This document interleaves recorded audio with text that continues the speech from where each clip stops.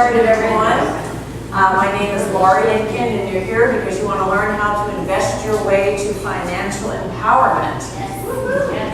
And this is going to be, we've been talking a lot about our mission, our purpose, and so forth, but we really haven't talked about money yet. And unfortunately, money is crucial. You need money to actually be able to support some of the passions, especially when you're going through a life transition. So I'm going to start with a disclaimer here. You can't read it, it's very small, but basically I am going to talk about financial instruments today, stocks and mutual funds and things like that, and I'm not giving any personalized investment advice. This is all educational today, and that's just some of the disclaimer about that. Okay. So first, let me just tell you a little bit about who I am. My name is Laurie Itkin, and I founded a company called The Options Lady, really to encourage and empower women how to become successful investors. And I am also a financial advisor and money manager, and it is a second career for me. I have been investing since I was 24 years old, and it's been really inspiring to listen to a lot of the speakers today and to show us that, we're not only supposed to have one career in our lifetimes, that we can really base businesses on our passion. And investing has always been my passion. How I became a millionaire by 40. A lot of people think that's really impressive, and it sounds like a big deal, and I never even knew that I was going to be a millionaire before I was 40, but the steps that I took, I'm going to share with you today. But I didn't become a millionaire because I wanted a lot of money so I could buy a big home and a car and lots of clothes. I live a pretty modest life. I've always lived below my means, and for me, the reason why I wanted to build wealth was really for empowerment, for personal security. So I didn't invest and grow my money so I could buy things with my money. I invested and grew my money so that I knew I could always support myself, because we've seen that we all go through changes, divorces, deaths, tragedies, layoffs, things that we don't expect. And so one of the ways that you can always feel secure when every hell's breaking loose is to know that you have money that you can survive on, that you don't owe it to anyone else. You built it, you created it, and it's yours, and it's your stability, and it'll give you so much emotional security and a real sense of empowerment that you can do this. So I wrote a book, I published it in February, called Am I in your way at all? Do you want me to do it? Okay. Call it Every Woman Should Know Her Options. And I talk about the rules I followed to become a millionaire before I turned 40. And they're pretty simple, but they're not easy. So the first rule, live below your means. All right? We always talk about that, but it's really true. And in my case, I started, I'll tell you a little about my story and really why the empowerment is such an important piece to me. So my mother, she grew up and she was always supported by her father. She had 3 husbands and none of them made any money while she was married to them. And she had always lived a life where my grandfather, her father, subsidized her life. Whenever she needed new furniture or a down payment on a house, Pop would deliver. And I always really found that he never treated her like a grown woman. He always treated her like a child because she was financially dependent on him. And I didn't want to be that way. I never wanted to be dependent on a man for anything. If I was going to get married, I was going to get married for love and not for money.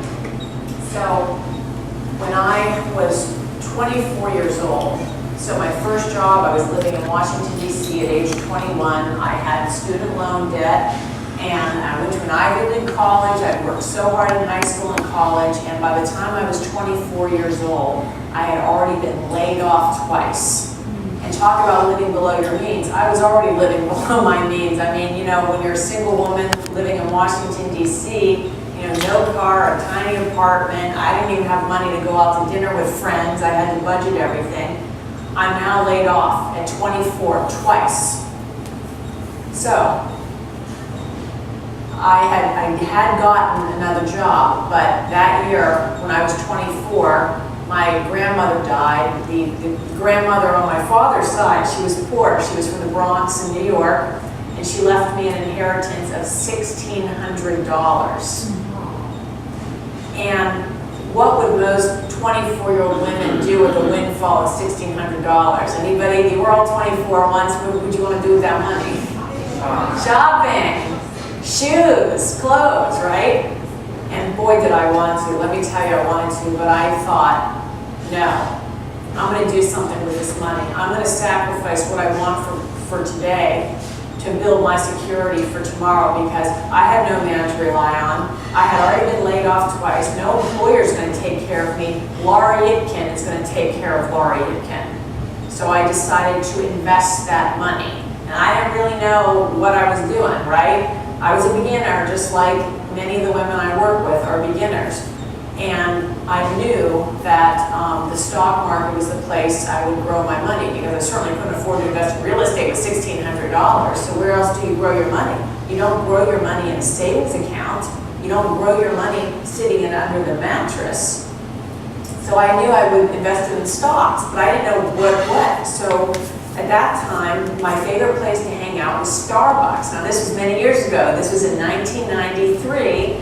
And I thought they had a great cup of coffee. I liked the cafes, and so I put that whole load of $1,600 into 40 shares of Starbucks stock.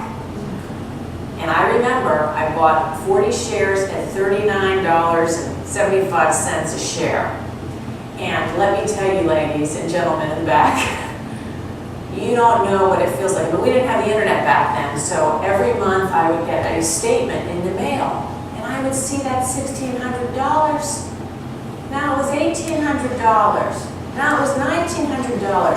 Sometimes it went down because the stock market goes up and down. Sometimes it was back to $1,500. But up and down, but over time it's going up. And that sense of empowerment, I felt like I made the choice to not spend this money, but to invest it and take risk. And that sense of empowerment I felt was unbelievable. So I started getting really interested in this. I started getting a subscription to the Wall Street Journal, looking at stocks every day. And I really self-taught myself. I really did. I mean, I have been educated. I believe it or not, I'm a finance major from the Wharton School at the University of Pennsylvania. So theory I knew. But they don't teach you how to actually, call up and invest money and how to trade stocks. They don't teach this to you. So I just knew that the only thing I had control over in my life was that investment. And if you need to work with a financial advisor, that's great. A lot of people do because they're not interested in this or they're too busy. But if you don't even know a minimum about investing, how in God's name can you evaluate the perfect financial advisor for you? I mean, how do you know when you're 40 years old and a financial advisor is trying to sell you an annuity and you don't even understand what that means? Or how do you know if this mutual fund, and I teach that to my clients. I teach them how to read if they're in a mutual fund, what's the fee they're being charged, what are they really invested in, how can they control their risk. So these are the 5 rules I followed that made me a millionaire, really. These are it. And my book, people thought I was, a lot of men thought I was crazy because I do teach 2 option strategies in this book. And this is an introductory book to investing, but I include 2 very complex strategies because I think women can understand it, women can learn it. If you look, I'm an Amazon bestseller in 3 categories, but if you look under Amazon in stock investing and in options, I am one of the few female authors in either of those categories, and I'm the only person who has woman in the title of their book. Okay, you can go to personal finance books like Susie Orman, Jean Chatzky, and learn how to budget and how to save, and do I rent, do I own, how do I get out of credit card debt. Those are all for women, but I wanted to take this a step further. I now wanted to have a book that taught women not just how to get out of debt, how to budget, but how to grow the money that they're working so hard to earn. You work every day to earn $1. Well, why isn't that money working just as hard for you? And I think women, we owe it to understand how to grow our money. And the market wasn't out there, it's just not out there. So that was one of my goals, to really be a thought leader in this industry. Okay, so how much can your money grow? Because a lot of people, younger people say, look, I can barely get by. I'm going paycheck to paycheck as it is. I can't be thinking about investing for my retirement with what? I'm in debt, blah, blah, blah.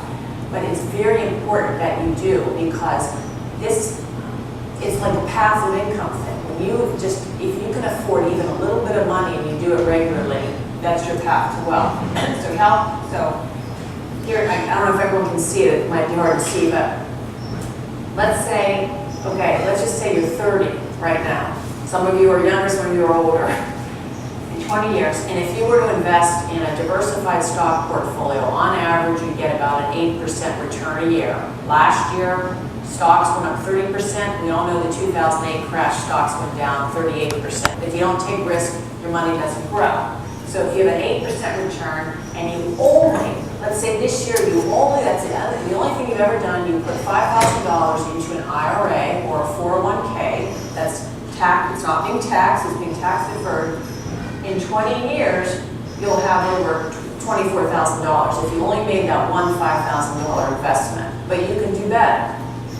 Let's say you don't like the stock market, you think it's too risky, so you're going to want to do something lower risk.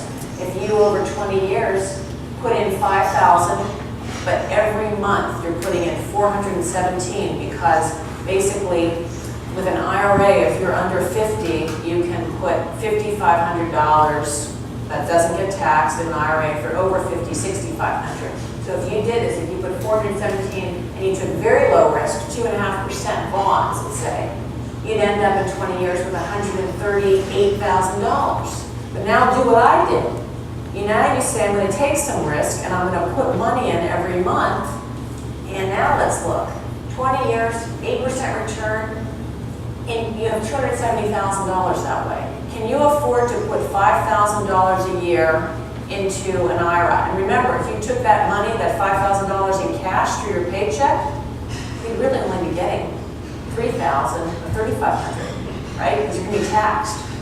So you ask yourself, what can I, and if I can't afford $417 every month, can I afford $100 every month? What can I do and put it in there?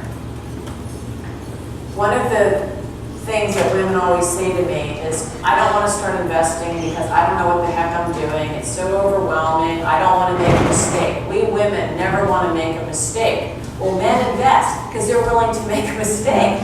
Men are willing to take risks that women are not. I mean, I'm generalizing, but that's mostly the case. So, so what I say is, this quote is not my quote, don't let the perfect be the enemy of the good. You just got to start investing. You will make mistakes. I lose money all the time. I mean, right now I have, and I lose some money for clients. But overall, what I do for my clients is I build a diversified portfolio. Some money will be in stocks. Some money might be in gold. You don't have to buy gold coins and bars to invest in gold. I can invest in real estate through the stock market, through real estate investment trust. And the whole thing is, right now, gold has gone down in price since I bought it because the dollar's strong because of our global economic issues. But stocks have been doing very well. Bonds are paying a very low interest right now, so they're not making much money. So the point is, if you build a diversified portfolio over time, you can lose money because certain parts of your portfolio will go down while other certain parts go up. Okay? So if I have many women come to me and they say, Laurie, I want you to manage my money, but I don't want to lose any money. And I say, okay, then you'd be best keeping your money under the mattress. But you will lose money that way because inflation is about 2% every year. And if that seems weird to you, if you don't really get what I'm saying, I can tell you that when I went to college, it was $25,000 a year. My stepdaughter's looking at colleges. It's going to be $60,000 a year unless, if she wants to go to a private school. That's inflation. Look at our health care costs. I know my premiums for health insurance are going up next year. So if you don't want to take risks and you say, I'm just going to keep my money safe in a savings account, you are losing money every year. So you have to invest in something just to keep up. You have no choice. You already have to take a risk. So isn't it worth your time to actually get educated or work with a trusted partner to help make those educated risks? So you just start. The other good thing about investing in small amounts over time is when the stock market's really high, but you're putting a fixed amount of money in, because a lot of people say, I don't want to put in the money in the stocks right now because I think there's going to be a crash. But if you put a little bit now, when it's high, you buy fewer shares. If the market goes down 10%, next month you'll be buying more shares. It's something called dollar cost averaging. And that was what happened to me. 2008, when you hear all these stories about, we just heard this morning, Katrina's husband committed suicide. They were in the financial business and the insurance business, and 2008 was a horrible year. He probably had clients very unhappy. He had a lot of stress. Well, a lot of people felt this way. A lot of people took money out of the stock market when it was crashed because they said, I'm looking at my statements, I've lost 30%, 40%, my 401k's in the garbage. The worst time to panic and take money out is when the market's low. So what I did in 2008, before I was actually a financial advisor, I saved even more money. I told my husband, we got married in 2008, I said, Dan, we are spending barely anything on our wedding. I said, we are not going to take a trip this year. I said, I'm putting every dollar I can into the stock market because stocks are on sale. I buy all my clothes on sale and I buy my stocks on sale. So when high quality stocks were trading at 30, 40% their normal price, if you will, I was buying lots of stocks on sale. 2009 was the biggest wealth creation event in my lifetime, because that whole market, not only did it go back to where it was, it kept going up. So the secret is not to get spooked, and you've got to keep your emotions in check. Oh, am I vibrating? Okay. Okay, so I want to spend some time on this. A lot of women will say to me, especially when you have money, maybe they have a divorce settlement or they received an inheritance, or maybe they just had a great year at their job and they've saved money. And the first thing they want to do is buy real estate that they can rent out. They like the idea of having hard property. They like the idea of having tenants that pay a monthly income. I never did that. I didn't even buy my own home, right?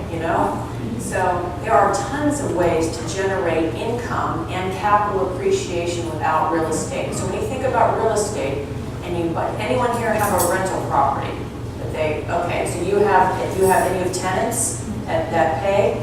Okay, so you're hoping when you bought that rental property that not only would you get the monthly income from the tenants, but that the value of the property will go up. You bought it at X, and you hope in 10 years when you sell it, you'll sell it at Y.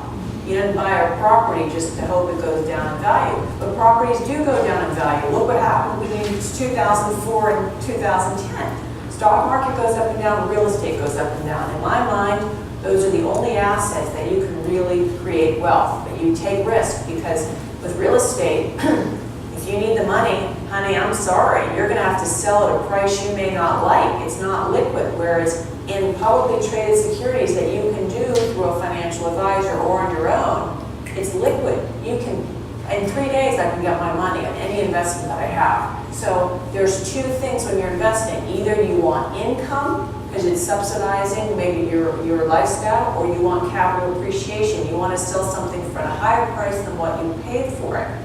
Real estate can do both. Stock market can do both. So if I'm looking for income, I can invest in bonds, which is basically lending money to either a government entity or a corporation, and my bonds aren't really going to go up much over time. They may go down, but I'm getting consistent income. Dividends from stocks. You can get 2, 3, 5% return in income on stocks, no matter what the stock price does. You can invest in real estate through the stock market. That's what I do. I invest in something called REITs, which means that I'm investing in funds where the companies have bought either senior living housing facilities, and I get paid dividends based on the rent they're getting, or maybe they are shopping malls, or maybe they are storage facilities. But the point is, I can enjoy a real estate appreciation, but doing it with a click of my mouse in a stock account. I can do this in my IRAs as well. If you have retirement accounts, if you have 401ks or 403bs, you can roll them into self-directed IRAs and do this. In my book, I talk about 2 strategies if you have stocks. You can actually rent out your stock for income by agreeing to sell them at a higher price in the future. You can get monthly income. I talk about that in my book. If you think the stock market's too high, you can actually you can sell a put option and agree to buy stock at a lower price in the future and get paid today income to do it. So tons of ways to generate income without being a landlord. Capital appreciation. You want to buy something and sell it at a higher price later. Stocks, exchange traded funds, golds, commodities. You can invest in oil right now. Oil is so low. And you can I've actually bought raw land. I have raw land, undeveloped land in LA County that I bought through my IRA. And why I like all these ideas? No tenants, no toilets, no trash. No tenants, no toilets, no trash. I'm too busy, I don't want to deal with any of those things. So are there any, I just want to check on time, but I want to see if we have any questions about, when are we supposed to end? 1 or 2. At 2? Around 2, yeah. Okay. So this is a lot of information. If there's any questions, thank you. This is very, very important for me, but I wanted to know, just what advice would you have for a family, a small family that's trying to go from one step to the next? Do you understand what I'm saying? Like, we're trying to move up, but it almost feels like we want to, but we don't want to spend the money to move up on the expensive, things in order to do that. Like how you said, you had an apartment. I feel like that too. I wanted to stay in an apartment and rent until we have the income to do more, but at the same time, I feel like that to do more is just spending more. It's not making more. So I want to do like an investment, like Yes. you just open my eyes to something new instead of spending more. How do we grow our money? Because you can't grow it. I feel like all we could do is just get better jobs or make more income like that. Exactly. But I don't think that's even really possible very fast. Look at it's not always possible to get a higher paying job. I mean, believe me, I know. I mean, I went through my low paying jobs and occasionally I had high paying jobs, so that we'll talk about some investment vehicles where you can start, and I always tell people, if you can save, I mean, if you can accumulate even $5,000, and I don't care if it takes you 2 years to do it, if you can do that, then you can start investing with $5,000, really. You don't need a lot of money to start investing. We'll talk a little bit about, because I don't know on time. Okay, so this is really complicated. I'm going to send, you just send me an email if you wanted these slides. But first of all, how many of you actually are at a job where you have a 401k at work? Okay. You've got to be, or 403B, or? I have 457. 457, that's similar. So that are you with a nonprofit or a school? It's a county. It's a county or county. So similar things. In all these cases, just like what I did, I strive to max out. And you may not even get close, but when I say max out, if you're under 50, you can contribute up to $17,500 of your salary into one of these employer-provided retirement plans. Sometimes they match you. They'll match you, which is free money. Like up to 5% of what I give, they're going to give me half of that, so I get another 2.5%. You've doubled your money. Forget going to what's the casino right down the street, Shanja or whatever it is. Forget going there. The easiest way to double your money instantly is to get a match from your employer. So that's the first place to start if you have one of those. And you max out. Now people say, oh, but Laurie, I can't take it out till I'm 59 and a half. Good. Set it aside, get it out of your paycheck, and if you have an emergency, there are hardship where you can access that money. You may pay a penalty or taxes, but if you have a hardship, you can access your retirement accounts. I don't advise it. That's the number one thing to do. Believe me, when you're 59 and a half and you're approaching retirement, you're going to be really glad you did that. So that's number one. The second thing is, people always say to me, I don't want to set aside for retirement because I'm afraid if I need the money. In your situation with your tax refund, this might be a perfect thing. A Roth IRA, which means that you put after-tax money, money that you've already paid taxes on, which your refund probably is, it's taxable. Your refund's going to be taxable the next year, but money that it's not being shielded from taxes now, you put in a Roth IRA, and all your money compounds tax deferred. So any investment interest you make, any sales you make, you buy, let's just say Apple's at $113 a share. Let's say Apple doubles and you sell it. In a Roth IRA, you're not paying any taxes on that and stuff until you retire. And if you have an emergency, let's say your child becomes ill or what have you, you can take out your contributions without any tax or penalty at any time. It's just the investment earnings that you've made have to stay in there. But so that's why I tell people, if you're really scared, if you're retiring, you don't have that much money to invest, if you make under a certain income level, if you are single and you make under $114,000, or if you're married and you make under $181,000, you're eligible to do a Roth. So for a beginning investor, that's what I suggest. I talk about in my book, you open up a TD Ameritrade account, and you can do mutual funds, there's ways to start you. Okay, that's the thing. If you're self-employed, who here is self-employed? Okay, SEP IRA. A SEP IRA is where you can shield up to 25% of your income from state and federal taxes by putting it into an IRA. So if you're making $100,000 from this business, you only will get taxed on $75,000 of it. So self-employed have an opportunity to do this. A traditional IRA, how many of you have an old 401k from a job you're no longer working at? Anyone? Yeah. That should be rolled over into an IRA. No tax consequences. You roll it, you're not taxed on it, and you have more control, more choices how to invest your IRA. Because with that 401k, you're only in mutual funds, and mutual funds can have very high annual expense ratios, which you don't see unless I can show people in 10 minutes how to research what fees they're paying on their mutual funds. And most people don't know you can even do that and what they're paying. But if you're paying a certain mutual fund, you may be out of your return. If you get 10% a year, you may only be getting 8.5% because they're charging you 1.5%. So this stuff can add up. So a rollover IRA is when you take an old 401k or 457 or 403b.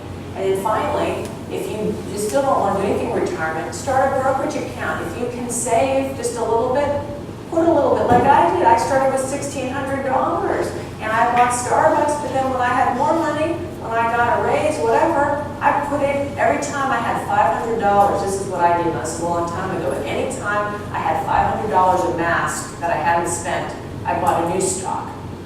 Okay, I diversified my portfolio. I already had coffee, Starbucks, so the next time maybe I bought a high-tech company, and the next time maybe I bought $500 worth of a retail company, so that's how you do it. So, any questions on this? I'll make my slides available to anyone who wants them, so we can look at them. Questions? Oh, you want the slides? Okay, I'll give you my card. So this is the way. I'm a really different financial advisor. I started this as a passion. This is my second career. I was in corporate America in a totally different field, but because I've been investing since I was 24, when people heard my story, they go, Laurie, you weren't even in this industry, how did you save $1 million through investing? You're not even being a specialist in this industry. And I realized my story was special, but I also realized that I did it. I started in debt. I started with nothing. My apartment was disgusting. I had roaches in my kitchen. It was bad, okay? I didn't get a car till I was 27 years old. If I can do it, everyone can do it. You may not be able to make $1 million by the time you're 40, but maybe you can make $1 million by the time you're 60. Maybe you can make $50,000 by the time you're 30. But you have to take risk. So I do money management as a financial advisor. Unfortunately, because of the business, I can only take clients that have at least $200,000 to invest, because that's what wealth management is. We don't charge commissions. We charge a fee based on your assets. You're basically hiring me to use my brain to manage your money. I don't sell annuities. I don't sell mutual funds. There's no product I get that I get a commission. So I can be totally objective and put you in any security that I feel is good for your situation. Now, because of this, I think I'm probably the only financial advisor, I don't know any, that also does this. I feel that it's critical that not only rich people should be able to get financial advice, right? So I have a coaching program where for 3 months we meet. I do it remotely with screen sharing or in person if you're in San Diego, where I teach you how to become your own money manager. So if you have an old 401k, maybe it has $10,000 in it, I teach you how to roll it into an IRA and how to start searching for these securities that I talked about. Do you want to invest in companies that invest in real estate? Do you want to buy shares of Apple? Do you want to, basically I teach you how to be your own money manager. The other way, the free way to work with me is sign up for my newsletter at theoptionslady.com. That's my website. I don't know what's beeping. Is that your tape? No, it's back there somewhere. It's in the kitchen. And I don't have that many, but I have, I think, 7 copies of my book today. They're $15. I have a swiper, $15 for the tax. It's a way to you get a lot of education in that book. I have really good Amazon reviews, and what I'm most proud about is you would be shocked, I had no idea. I have people, men buy the book too, but I know it's mostly women. I've had people, probably women, who live in Muslim countries, Saudi Arabia, Malaysia, buy my book. This book is trying to teach women how to become financially empowered in countries where you think they have very few rights. I mean, I couldn't believe it. All these customers from Saudi Arabia are buying my book, where women are just starting to be able to drive there. So it's all about empowerment. So anyway, those are the ways to work with me, and the coaching program, I just go based on your level. If you are totally new investing, one of the things I start with is if you have a 401k or you're a 457, our first session, I teach you, I say, how did you choose the mutual funds in your account? And most people say, eeny, meeny, miny, mo, or my friend said he or she was doing this. And that one session will be totally worth it, because I'm going to teach you how to now, for the rest of your life, choose mutual funds based on what asset class and what the fee is. And then I teach you in one of these IRAs or just a brokerage account how to just get started, buying stocks, how to look, and I teach you how to educate yourself. And this is something that nobody ever can take away. And my fee for that is $450 for a 3-month program. You get 3 one-hour sessions with me, and I give you homework in between. And so that's what I'm about. I do a lot of my business on referrals, and so even if you in the room, don't have the size of assets for professional money management, if you like what I had to say, I would love for you to introduce me to any of your friends or family members you think that I could help.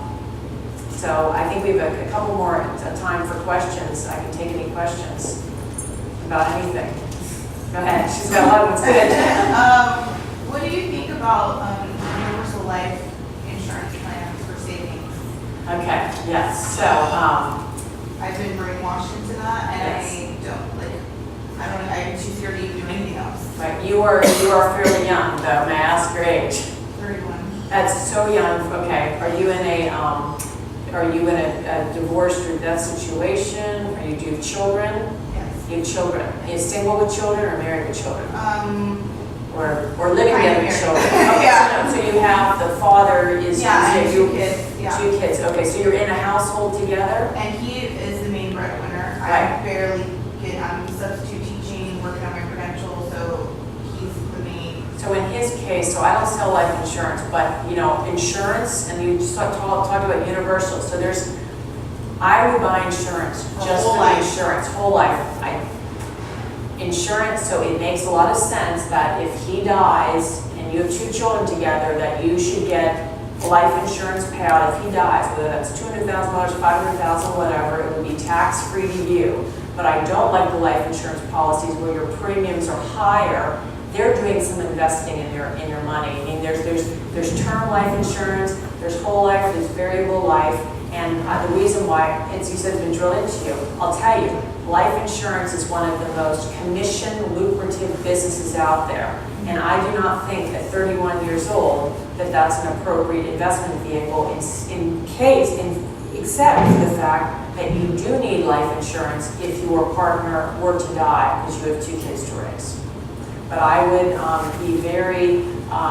I would talk to several insurance agents, and have you been pitched to buy it or take it over? I do not like commingling insurance with investments. That's my opinion. That's what I wanted to hear. I wanted to hear an outside perspective, because you can only hear from that source, and it sounds good. It's too biased. They're selling you on fear. They're selling you on fear of death. And I'm selling you on hope of empowerment and building your wealth. There's a difference. But life insurance is still needed. I mean, that's, so we can But we can not talk. We can talk offline. I think there's might be other things, but I can't sell you any. You can sell Nick. Do you cover those types of things in your book? I don't cover nothing about insurance in the book, but I do cover about mutual funds, exchange traded funds, you know, options on investing, but not insurance. Yeah, so, yes. Well, I don't know if this is so you basically, do you believe in whole life insurance at all? Like, or are you a term, like I currently have term, and I understand that's better. Okay, But so is there term, such thing as better? yes, so is that on you or your partner? It's on me. It's on me for your kids? No kids. You have no kids, so, No kids, but I just, when I signed up with my job, there was just certain. but you don't pay extra for it? I don't pay. No, so your job, that's one of the good benefits of a job, and a lot of them pay benefits. If you get term life insurance for free as a benefit of your job, that's great. And they won't touch the 401k. That's perfect. This is one of the things about being employed with, are you with a corporation or a, No, I mean, yeah, it's a small company. and they match your 401k. So in her case, your first saving vehicle should be that 401k, at least enough to that match. Yeah, and if you're not paying for life insurance, of course, have it. Okay. So are you saying real estate is not a good way to invest your money? Here's what I say, wealthy people get wealthy on real estate and people lose their shirt on real estate. Just like the stock market. If you're reckless with the stock market, you can lose your shirt. What I find difficult about real estate is that, like if that's the sole source of your wealth, is equity in your home, that's pretty risky because if prices go down again, whatever, you've seen people lose their homes underwater. So it depends. It just depends where you are in life. I feel that it's better. I would rather get my tax deductions some other way, like using an IRA. It depends your reason for, I don't know if you have a mortgage, I don't know if it's fully paid, I don't know your situation. Well, we have a home that has another home on the property also. And at the time we purchased it, things were kind of at the rock bottom. So So you've made money on it. we basically bought it with equity in it already. Okay. Yeah, so I guess the question is you have to ask yourself, over the next 10 years, do I see that real estate, recognizing I pay property tax on it, recognizing that there's expenses to owning real estate, do I believe that the growth rate of that real estate is going to be higher after I factor in all my expenses to maintain it than what I could get investing in something else? And for me, I like the liquidity of the stock market because when I say liquidity, because if I ever have an emergency, I mean, I'll give you, this might be just a fun, it's a sad example, but my cat, you know, my cat, we call it a $10,000 cat because I'm never going to get a cat like that again, but he needed so much surgery. What if I didn't have an emergency fund? What would I have done? And I only had an investment in a house. How could I have paid that $10,000 bill? I would have had to put on a credit card. So those are the things you have to think about, the trade-offs. But I just want people to know that there's other ways to build wealth than just real estate. And if you like real estate, you can do it in a liquid way through the stock market. You can invest in home building companies through a fund, which I do that too. Other questions? All right, well, thank you very much. Really appreciate it. I'll be here for a few minutes if you want to purchase my book. If not, give me your email address if you want to have a copy of the slides.